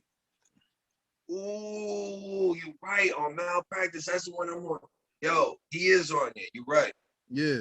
But how for Jersey, the state, you as an MC and you as a fan would have been if Red and Tretch did Uptown Anthem remix while Uptown Anthem was still hot when Juice was out. How hot would that have been? Red was just coming back then. He was hot as candle wax too. Yeah. Back then, because he had just came with hardcore on EPMD shit. And yo, if Red and Tretch had did that Uptown Anthem, or even if Tupac, because he was in the video, I thought he was gonna jump in somewhere. That would have been great, man. Them great rappers, man. Great rappers. Pac, Red, Meth, KRS. Let me give you my top 10. Cool, go ahead. KRS is number 1. Got you. All right. Dennis Eminem. All right. Number 2. Okay. Dennis Nas. Yeah. Number 3. Dennis Redman. Number 4. Okay. Dennis Method Man. Number 5. Dennis Biggie. Number 6. Then after Biggie is Jay-Z. 7. Okay. See how lucky he is? He always come in on that heaven number. He is lucky. Yeah, it's crazy. All right. So after Jay-Z is Bust. Okay. Busta's number 8. And then number 9 is Slick Rick. Number 9. And number 10, Common. That's an interesting top 10, yo. Yo, those is my people. Every time they rap, it is fresh. I mean, I and honorable mentions go to Rakim, Big Daddy, Coogee Rap, Tretch, yeah. Salt and Pepper. Yeah. I used to be a big Salt and Pepper fan, man. All of that, my mic sound nice, and all of that shit. That shit was that was it. Yeah. And that came when I was in like the 5th grade or 6th grade. I was like 11 or something when that came. Yo, that shit was thumping, bro. That shit is thumping. Yeah, that's amazing. The reason why I asked you that question, because once again, we are from Jersey, and I think there's a lot of Jersey bias, because I've heard people say, you know, especially when they came to the bricks, people kept getting in troubles, and I heard people say from the industry that Jersey was too wild or we couldn't control y'all, so we didn't let y'all in. Nori on Drink Champ said New York purposely cut Jersey off and Philly, you know. Ooh. And that's dangerous to me, because then that means that there's so many people that we don't know. We don't know the story of Mike C, and if he would have had a chance. Woo! We don't know the story of Double S Shot Skills or 2 PM or IOF or Raggedy Man or we didn't even see Hardware get their chance. I mean, they were signed. They said they were signed, but we seen more Haas the Ripper and Jay-Z than Haas the Ripper out as his own man. Or with Seb. Yeah, that's what I'm saying. We didn't see enough of what could have happened. And even when y'all came out, Red was the only one that kept going. And Queen Latifah, shout out to Queen Latifah, who always gets forgotten. Queen yet? Yo, we shout out Queen. Yeah, we don't shout her enough. Yo. But we hang at her aunt's house up the hill, Chancellor and Stuyvesant. Salute to the family, the Owens family, if not more. And that's my thing. Kizzy, like, D-Rock, E.D., Roscoe, Uncle D, Aunt Marsha, R, we here. We don't, but see, we hear those names, but we don't talk about even Rod Digger enough, because everybody talks about Dirty Harriet, but this not a story or something like that? I forgot the name of her albums. She has other albums out that are pretty fucking dope, and Knots is a great producer, and he found her sound. You know what I'm saying? We don't talk about Lakim Shabazz enough. We don't give respect to Fatal Hussein and Apache enough. Oh my God. I went to Apache's funeral, and yo, Fatal is my homeboy. I did a song with him. Yo, I love him. Even though we from different sides of the spectrum, yo, I love Fatal, yo. And when he see me, he be like, Pace One, come in, nigga. Something this week. What we doing? Yo, what we rapping again? Yo, that's my boy. Yo, that's my boy. Sad he passed away. R.I.P. Fatal. I love you, Fatal. Sad he passed away. And I love you, Apache. Yo, I need a gangster bitch. Gangster bitch. I always play that. So with me saying all that, there's a generation that y'all birth that's seen y'all get slighted, and they have this hunger and they have a chip on their shoulder from after your generation, do you keep tabs on the New Jersey MCs and who's hot to you if you do? After my generation, yeah. I love hip hop. I just listen to everything that comes out. You know what I'm saying? And I met Fetty Wap last year down at the park. You know what I mean? Okay. Love Fetty. I be down with Milk Bone. Salute the Milk Bone. And what you said, let's go. You said the newer rappers. Right now, I fuck with Ren Thomas. Okay. He's a battle rapper too. Yeah. He be killing. He be on everything. I fuck with Screw Tape. Screw Tape. Okay. I don't know that person. Solo for Dolo. Okay. It's a bunch of rappers. Like, yo, man. I'm sorry. Sue Surf, Arsenal. Sue Surf, salute. Arsenal, salute. Yo, it's a bunch of fucking fresh Jersey rappers, man. Runt Dog, That's my guy. That's my guy. You know what I'm saying? He just getting to where, like, when he put out a tape, it's in high demand. You know what I'm saying? We always wanted to hear rap, but now he's starting to get flowers. You know what I'm saying? More. And it's a bunch of good rappers, man. And if y'all want to know who the dopest Jersey rappers are, subscribe to heritagehiphop.com, Heritage Hip Hop on all social media, because we showcase and we have our own award show yearly in August. Yeah. So y'all tap in because we give out awards too. Yes. But like I'm saying, those are the people who, when we talk hip hop, they bring you up, they bring slang up, and they don't talk like you brought out people who may be known in the industry and they don't care about any industry rappers except for like the ones that were in that era. You know what I'm saying? One of my favorite songs that showcases the highlights of Jersey hip hop to me, mainstream, is The Bricks and The Bricks 2. But for my heart, one of my favorite songs you ever did was Family Day. What was that cipher like in that studio session? Yo, you know what? I'm gonna say this right now. I got like maybe 5 records that I did with Redman throughout the years. Mm-hmm. He always waxes my ass. I hate that shit. I be thinking I'm all lyrical and nice. That nigga will come in like, give me the ring, chain, and the fucking cheeseburger. Spin out, whip out from Sunoco, full service. Yo, he be just ripping. I just be sitting back. He be coming to me like, yo, he ripped you, face. I'm like, you want the song too? He be like, I know, but y'all two niggas is something with y'all to a he be waxing. Well, we got to get y'all back together then. What's up?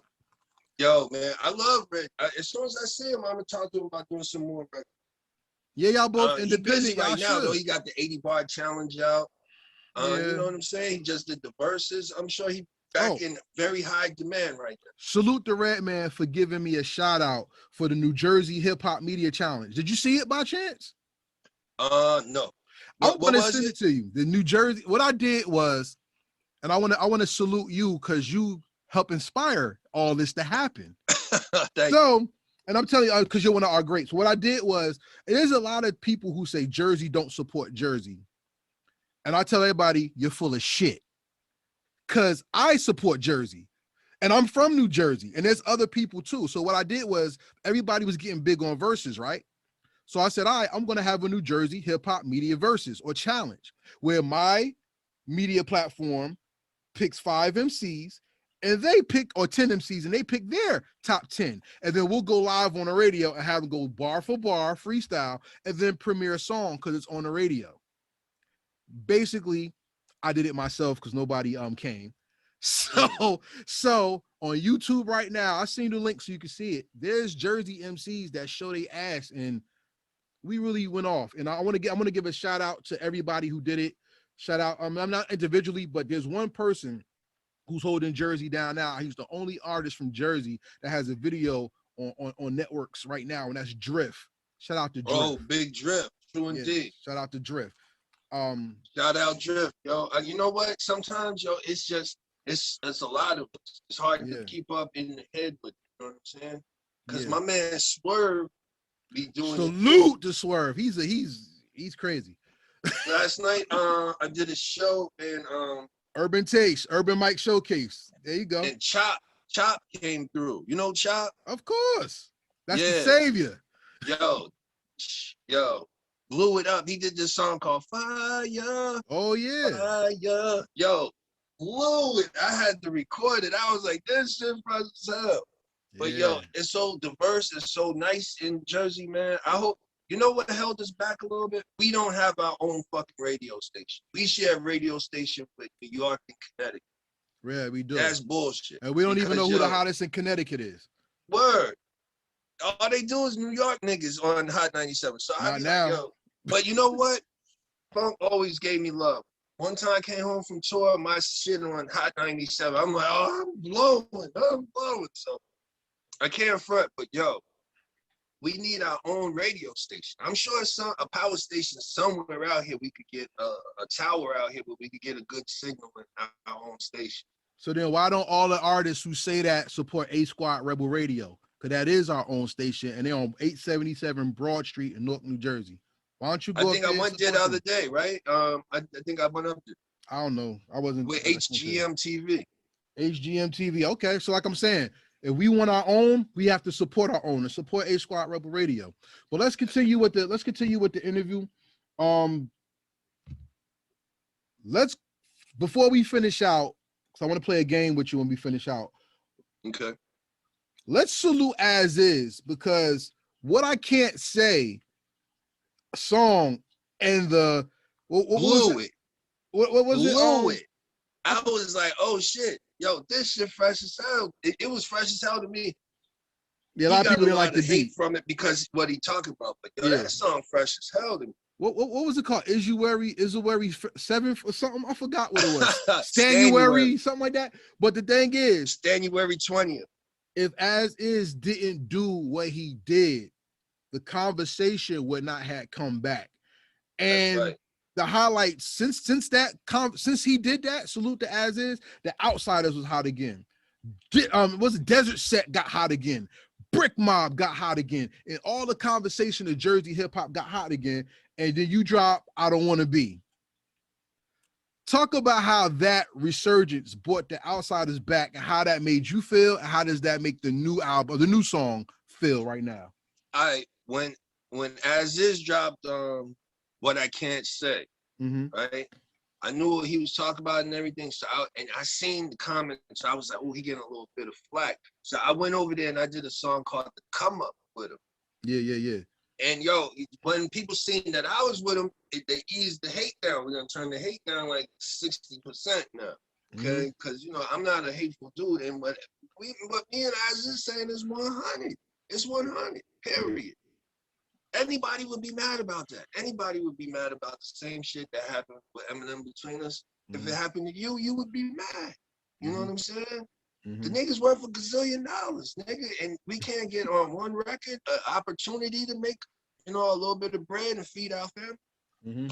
Anyway, all right, so I did The Come Up. Then I did Today I Got Time, and that is further explaining what Az Izz is going through, and even with us.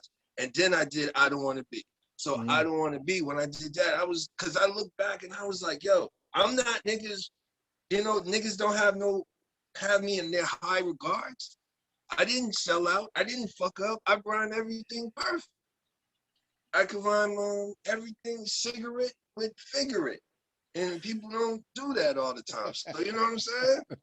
Yeah. Come on, man. So I look back, I was like, I'm not in your high regards, then I don't even want to be alive. Wow. I don't want to be alive. If I'm not one of your favorite rappers, I do not want to be alive. And yo, when I put it up, a lot of people came through like, yo, Pace, fire. You are one of my favorite rappers. Fuck everybody else. Let's go. So you know what I'm saying? I'm happy. I'm happy with the way things are turning out. I just want some more money. Well, here's the thing. I'm gonna give you a challenge. And I'm challenging you as a person who loves the fact that you are who you are. I don't want you to conform for anybody. You know what kills most MCs who are hot like you? What's that? Y'all fucking beats, man. Oh, the beats. Hell yeah. Yo, y'all beats don't match y'all talent level. That's the problem. When you're super lyrical or you are a great lyricist, sometimes you outpunch the beat that people don't hear it. Sometimes you rhyme and the beat doesn't bring the best out of your voice. I like I said to so many people who I love, look, I don't make beats, you know what I'm saying? So I'm not, I could just hear things. And since I love, I guess you could tell I love hip hop just like you do. I go in. So my thing is, Pace. The reason why I talked to Razkaz about this, and that's one of my favorite MCs of all time. Shout Razkaz, that's my boy. Yeah, he told me some people call him Razkaz, I call him Razkaz. It's funny, right? Yeah, everybody, right? Yeah, I don't know which one is right, but I be like Razkaz, one of them. But check this out. It was a skit on his first album. Soul on Ice, right? That was Hell yeah. Yeah, that was my joint. On that album, he has a skit that says, I don't give a fuck about a beat, nigga. I'm a lyricist. He told me that was a joke. But unfortunately, that's something that goes on with a lot of people, that their beats are not, it's so subpar. If you're rapping at a 10 and your beat is a 3, that makes your song a 7. Because now you're going against your song. Ooh. And even if you have an off day, if you're rhyming at an 8 and your beat is a 2, you're a 6. You know what? Pause real quick before you go on. I used to think about, when you bring that up, I think of Nas. Nas is the freshest lyricist and rapper, but some of those beats, I was like, "Yo, this is a bad beat. Though. I don't like that." But I know people can be picky about their beats. Yes, you're right, man. And you know what? One more thing. In my career, I've always fought for better beats. But sometimes I hear like a Drake beat, and I'm like, "That how the hell he getting all of this? And this wasn't around when I was around. What the hell?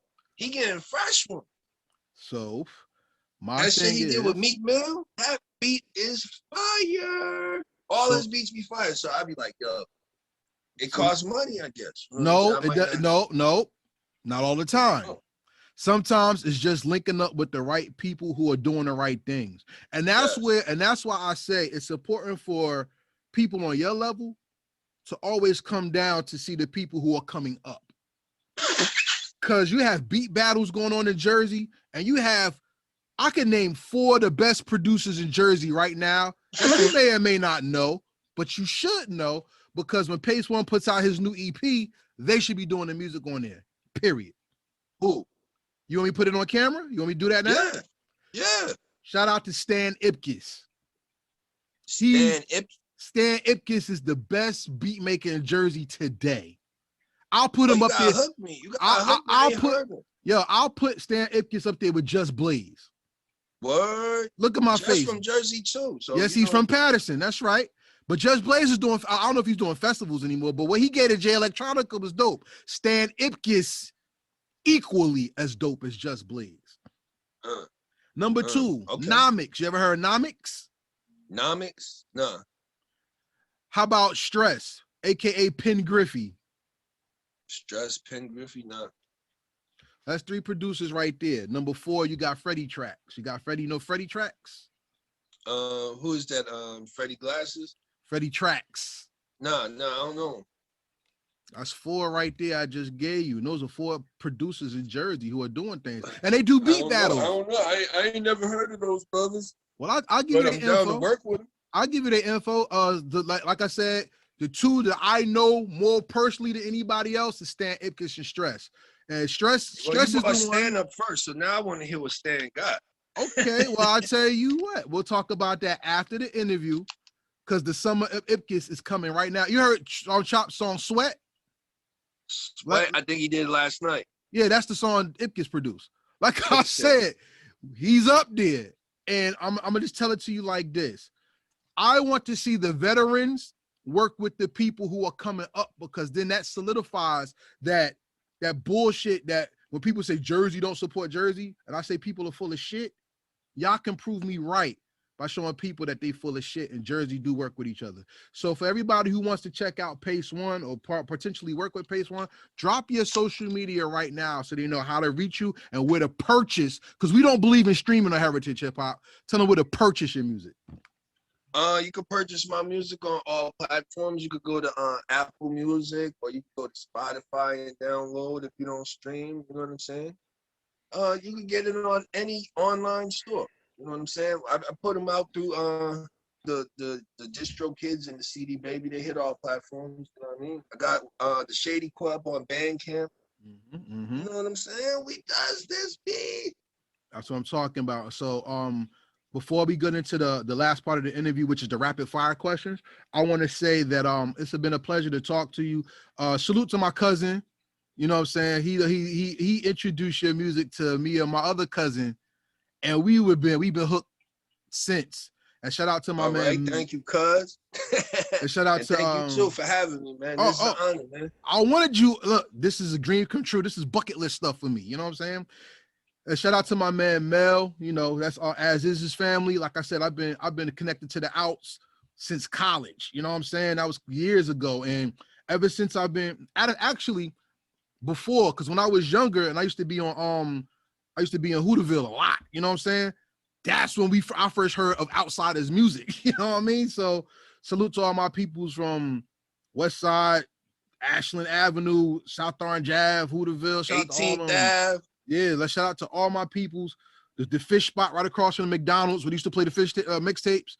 You know, I still go get my fish sandwich from there, my boy. Oh yeah? Yeah. Oh, the best fish sandwich in Jersey. Yes, it is. That's the spot. Yes, it is. So, like I'm saying, like it's been a pleasure, and more so, Heritage Hip Hop does not believe in streaming. So everybody out there, and I'm going to talk to you about this off the interview as well. Everybody out there, when you stream, you're renting your music. So artists like him who put out quality, if not great music, don't get their fair share. Me, I don't big myself up, I big you up. When you purchase the music, not only do you show him appreciation, you also show the game that this man's music is still important and they will have him in demand. So let's honor our legends. Let's honor our greats by purchasing their music, because when you rent your music, you don't own your music. And if he has music that you love, look, we done had the Texas power grid go down. We just had a 6th grader kill people in their school. They could do anything in this world. And if they take away the internet and you rent your music, you do not have your music. I'm a proud owner of everything Pace One has ever purchased. I put out, and I will purchase more. So thank you for making my catalog greater, and thank you for making my playlist dope. I appreciate you as a man and as an artist. Thank you, man. So with that being said, it's time to go into the rapid fire questions. These are not yes, no questions. These are questions that talk about your depth and knowledge of the hip hop culture and who you are as an MC. All right. Okay. My first question is, if you had to define music in 5 albums, what would they be? Define all of music in 5 albums? Yes, sir. Define all of music in 5 albums. Oof. 5 albums. The Great Adventures of Slick Rick. Paid in Full.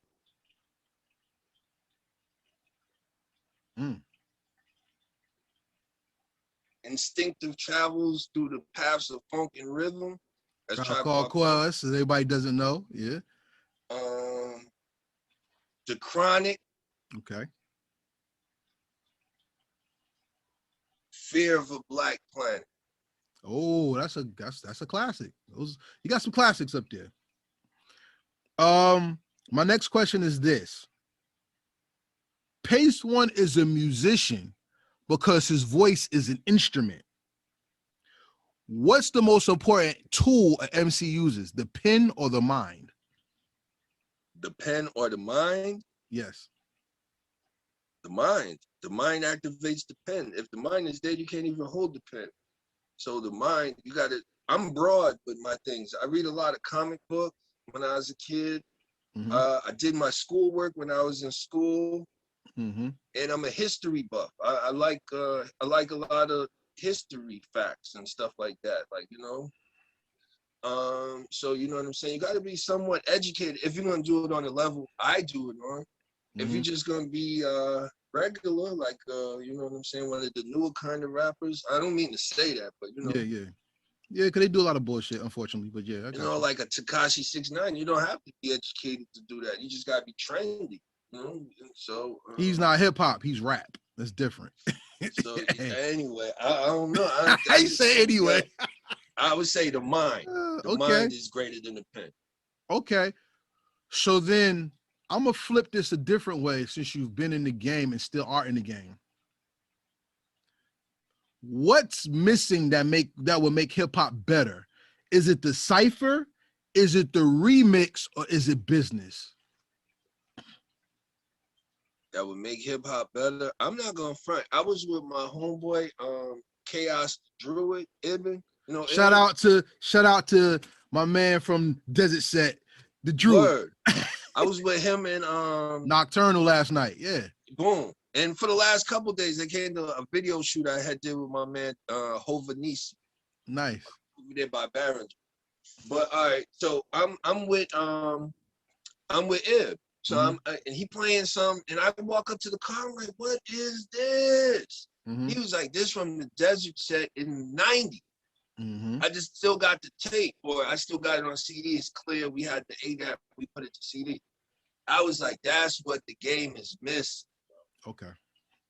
Them EPMD sounding beats. You know what I'm saying? The beat style right now is all like trap, right? Yeah. But it's missing the hardcore, the Redman sound, yo. The original hardcore, the album. Okay. What the album? Okay. It's missing that sound. Okay. But it'd be like hardcore to make the brother act full. Okay. Yo, that is what the game is missing, in my personal opinion. Cause yo, you can't tell me if Cool G Rap get on a beat like that, he can't be on the radio no more. Why? Cause he a little older. You crazy as hell. He still rhyme fresher than all of us. Right. And the money and the payola, this game is corny. But yo, it's some of us that keep maintaining the integrity, just like you, bringing people out that they like, you know what I'm saying? A few other platforms I see doing right now. You know what I'm saying? They bring in the people that they like. Like, I ain't gonna front, I hate to bring this up on your show, but HGM TV, he said, "You don't call us, we choose you. We choose who we want performing here. You don't come through and like, yo, let me pay you and get on your set. Nah, we choose who." So I think like the game is missing a little bit of the authentic hip hop sound. Like the breaks is missing, right? You know what I'm saying? That's why I'm looking forward to the Artifacts new album, because what I heard was crazy. And shout out to Az Izz, because 20th Street. Huh? What'd you just say? I said they always tear it up. The definitely. Ultimate and alongside the Tracks album, classics, is fresh. Classics.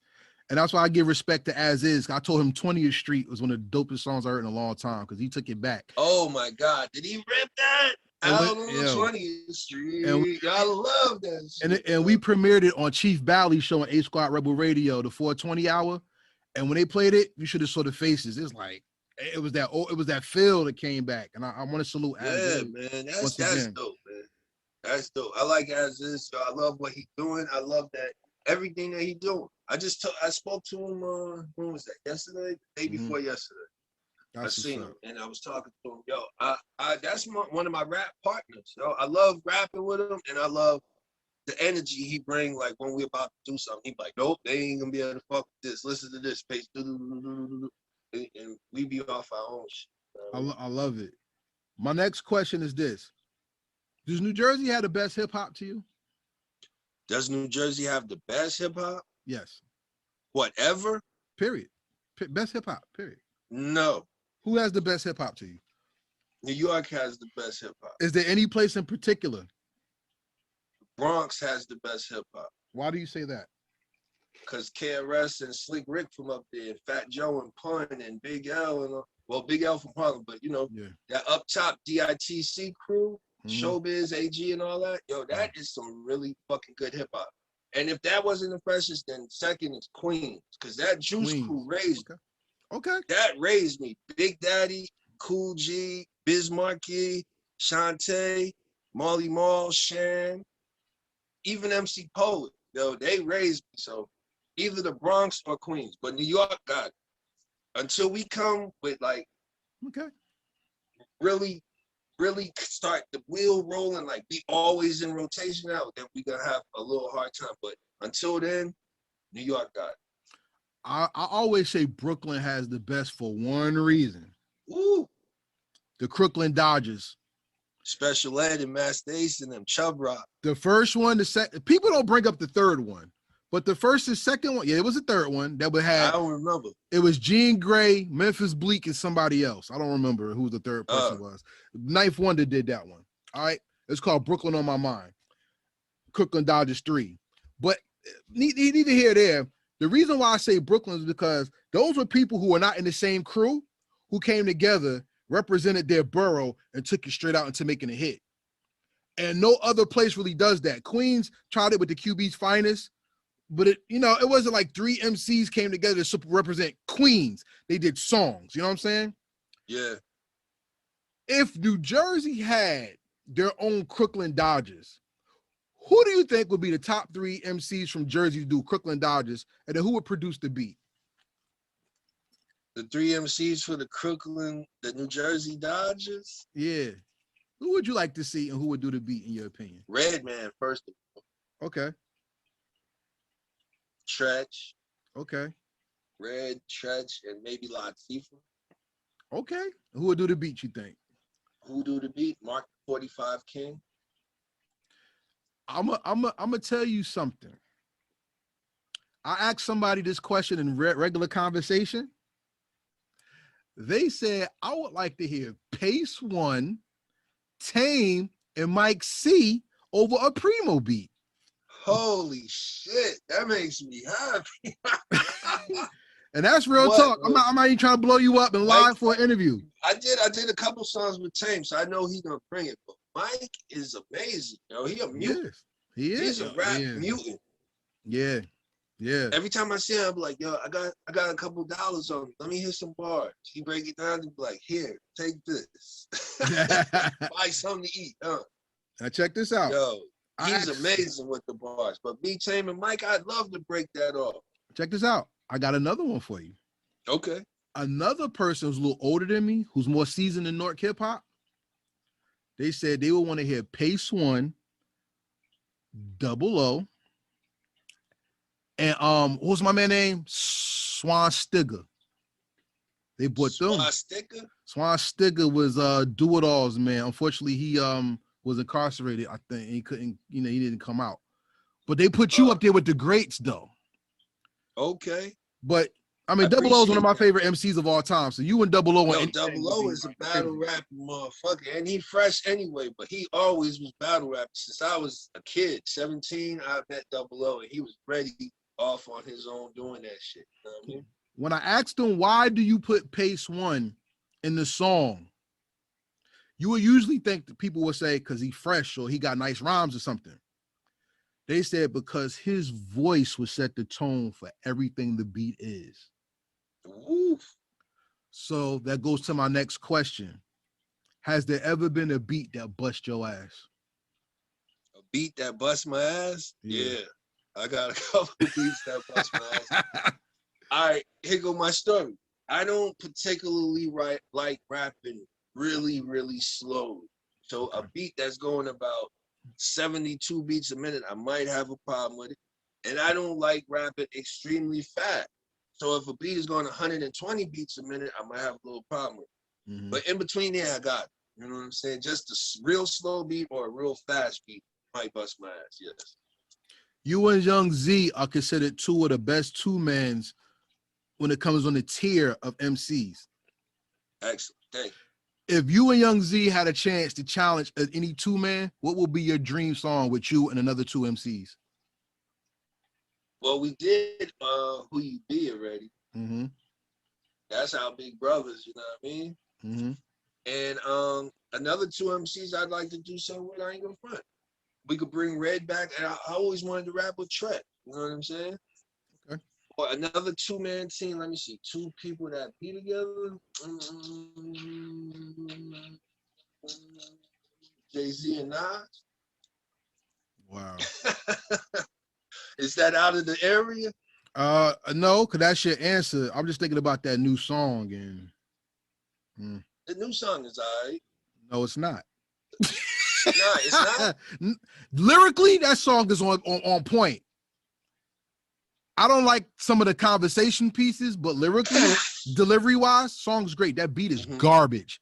trash. That beat is subpar. If to have two hip hop That beat is guys on it, the Just Blaze beat for Make the Song Cry, right? That's the same no, loop. it doesn't matter. It's That Luke ain't the same wrong. loop. I don't care. It's yo, the song's trash, man. I'm good. I don't care what it is. It's garbage. I don't like it. It's garbage. Lyrically, Jay-Z Nah, I and like Nas it. represent it. Well, if you set your bar that Nas low, that's said he good live for in you. Cabo now. Nas said he be out in Cabo wearing a sombrero. I like that kind of talk. Hey, I mean, look, Bonjour was great, and people didn't like that, but Bonjour was better than that. Like I said, Pace, you are a diplomatic MC. Salute to you, but I don't set the bar low. I'm good. When you call yourself a hip hop guy, I want to be taken. What about when they did Black Republic? That was great. Okay. That was great. But this DJ Khaled shit is shit. No, no, I don't like it. It's trash. It's trash. I like DJ Khaled, so I'm about to go down the part in a minute. All right, salute to him on your behalf, because that shit was garbage. So I got two more questions, then we going to get out of here. He said that. I did not say that. No, I did not say that. No, I said it. He Look, said. and look, before, I'm not going to take back what I said, but I'm going to say this. Khaled has gave great music. Because that song with Rihanna and what's dude name? That Wild Thoughts joint? Classic. Yeah, that was hot. That song. Bryson Tiller. Bryson Tiller, yeah. And the song with Scarface and Nas. That is a hip-hop classic. I don't think people hungry anymore. So it's just I got Jay-Z and Nas on the song. Oh, I'm the shit. Nah, man, you still gotta produce the entertainment. Hip-hop nowadays misses spirit and soul. So if you hear it, you just like, and you just listen to the beats, that means the music is subpar. So at the end of the day, salute to DJ Khaled because he's doing what he's doing, but that just wasn't it. 1 out of 5, 0.5. No, I'll give it a 2. I'll give it a 2 because Nas and Jay-Z represent it, but the spirit, the soul, and the beat was lackluster. So 2 out of 5 for me. I kind of liked it. It was all right. That's what's up. I'm good. No, his album is fresh though. Me and my brother was checking it out. I didn't hear it yet, so I'm not gonna land base anybody because that's wrong. I don't want to do that. Yeah, me and my brother was listening to it. It's fresh. Okay, let's go to the final 2 questions because we want to bring this back to you. All right. Okay. One of my favorite things about a Pace One album is that Pace One is a complete MC. You get punchlines, you get storylines, you get bars, you get not only punches, but you get subject matter, and you also get a lesson. Thank you. What are the best made albums? Are they albums where the songs give a message or cinematic albums that paint a picture? Which is better? What's in your opinion? What are the best, like, what is the better album? Songs that come together or a cinematic album that paints a picture? Oof. I like the cinematic album that paints the picture, like a Biggie album. Exactly. Yeah. Biggie. Ready to Die. I mean, Life After Death and Ready to Die. Them shits is tough. Yeah. How about Little Brother, The Listening and the Minstrel Show? Little Brother. Oh man, don't make me. I don't really listen to Little Brother or Brother Ali. I'm not into certain Ali. kind of raps, bro. I was never into the Jurassic 5, the Freestyle Fellowship. I don't really dig too much. You know what I'm saying? You don't like Little Brother? About them. You don't like Little Brother? You don't like Little Brother? Not particularly, no. They don't give you that Tribe Called Quest vibe? No. Wow, that's very interesting. Salute to them. The Tribe vibe, I might get the Tribe vibe from like a Kendrick Lamar or something. Really? Slightly. Interesting. That's interesting. All right, so sidebar. How you like Elzai? I love Elzai. Elzai's from Detroit, and salute to Detroit MCs because they like what's my man name who did the song Random Acts? Who Guilty Simpson. Guilty Simpson. Great MC. Elzai, great MC. Like, you know, salute to Detroit, you know what I'm saying? And I mean Slum Village was a great group, period. Jay Dilla and them. You know yeah, I mean? but they have too many iterations. That's like the X-Men once again. It's like, how do you know what I'm saying? And Dilla will go down in history as one of the greatest minds, architects of beats ever. Whether you like him or not, it doesn't matter. He is who he is. You know, salute to Frank and Dank. That was his group and all of them. You know what I'm saying? Can't keep running away. Far Side classic. That's right. That's Woo-hoo-hoo. right. That's right. He keeps on passing me by. Classic. Yo, Dilla is, you know what Dilla did? There are times when you'll need Common. someone. Yeah. I will be by your side.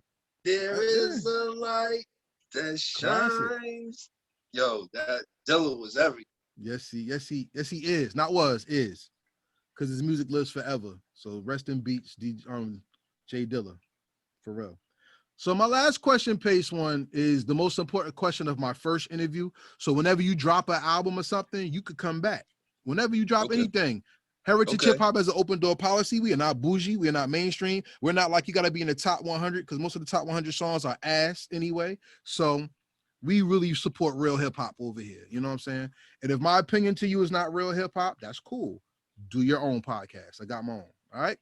So, oh no, I got a special request.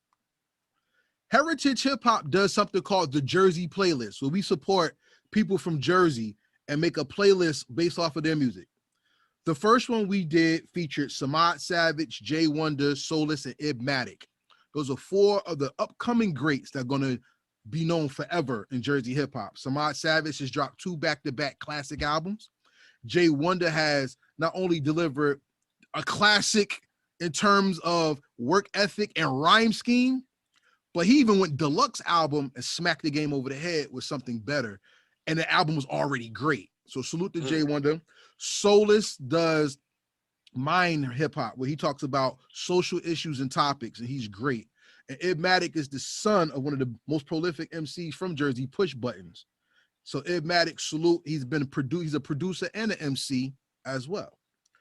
We highlighted them, and in Jersey playlist number 2, we highlighted the 050 boys. Shout out to 050 because they are amazing. My they are boys. amazing.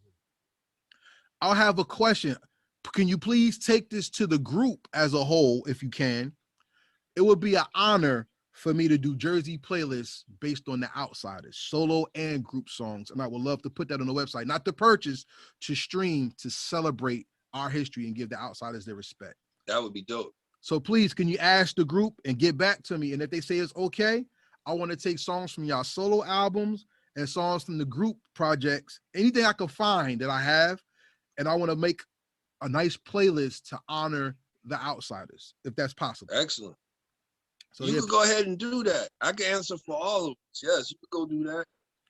That's nothing but celebrating us in love. Yeah, it's not the purchase. It'll be just the stream, and it'll be only available to people who are members of heritagehiphop.com. And yes, that's y'all cheap. Yes, y'all cheap bastards. Membership is free, so you don't have to buy anything. Because everybody like, oh, I gotta pay money. No. We celebrate, so it's a gift. I gotta spend some money. Everybody. It's celebrate y'all, and it's also to honor the people who support Heritage Hip Hop. So, with that being said, because you allowed me to do that, it makes this question even more pertinent. And the question is, you know what they did in the Hip Hop Museum in the Bronx? You knew that? They're building one? Yeah, a Hip Hop Museum in the Bronx is supposed to open in 2023, I believe. No, I didn't know that. And guess what? We're gonna go to the Hip Hop Museum one year, and we're gonna see the pioneers and the greats. Pace One, 500 years from now, somebody's going to go to that museum and they're going to see the Outsidaz in Pace One. And somebody's going to say, oh, Jersey had hip hop too? Like they didn't know. And they're going to go, oh, before I say that, salute to Moreno. He's a rapper from Austria who was breaking down the history of the Outsidaz to me on an interview. Salute. Wow. So, like I was saying, 500 years from now, somebody's going to go into the museum and they're going to see the Outsidaz in Pace One. And they're going to push a red button and your hologram's going to pop out the wall and they're going to hear your music. The most important question that I want to ask you on this great and first interview, because I hope to have you back, is this. What is the legacy that you leave behind that made the world better because you made hip hop music? The legacy I leave behind, hopefully, is to keep the integrity of hip hop going. Let's celebrate all the aspects and elements of it, the people who help bring it about, not only the rappers, but producers, writers, even the record executives that helped us come about, you know what I'm saying? Like Chris Schwartz and Russell Simmons, Leora Cohen. There's a bunch, Steve Rifkin, you know, Jimmy Iovine. We need to celebrate the whole of hip hop in general. And I want our legacy to be good rapping, nice beats. And you know what I'm saying? I want to bring also, in my new music, I try to mention God more and a little bit more love. You know what I'm saying? So I want my legacy to be love, good hip hop, God, and celebrate the whole thing as, you know what I'm saying, a entity together. You know what I'm saying? All of us together, not chopping in like I like Run, but I don't like the not the whole thing together. The execs, the everything that help make it come about, because we have changed the world, bruh. Hip hop has changed the world and is still changing it every day. It's very accepted by everyone now. When I was a kid, it was already a trend, but now it's a culture, it's a lifestyle, it's what we do every day. So you know what I'm saying? I want my legacy to be good hip hop, love, God, and keep the celebration of elements going, and you know, continue educating on the elements, DJing, MCing, spray painting, dancing, the breaking and stuff, and the beatbox. You know what I'm saying? I want all of it to be remembered, and I've tried to bring it through on my records. You know what I'm saying? So I want the legacy to be just really hip hop based, but celebration of good hip hop, wordplay, punchlines, love, God, and the elements of hip hop and the culture itself. So for everybody out there watching, the core element of hip hop is heart, truth, and righteousness. Because when you're right, there is no good or bad. There's universal truth to it, which benefits all people and gives them the mind to know that there is something higher than what they see. What is above is the same as below. With that being said, be truthful to yourself, be truthful to the culture, and you will leave a legacy that not only is remembered, but inspiring to the others that come from it. All it takes is one mind and one idea to spark the revolution of better things to come. With that being said, this is Karev, a heritage hip hop with the legend and one of my favorite MCs of all time, Pace One. Yeah. Outsidaz, Nightlife. Outsidaz, baby. And with that being said, we say peace and we out. Salute, love y'all. God bless all of y'all.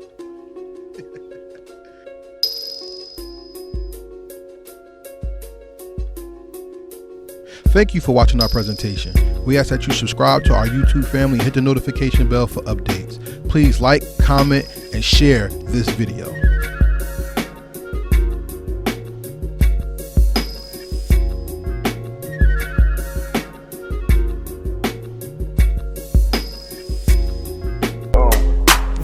Real hip hop. Real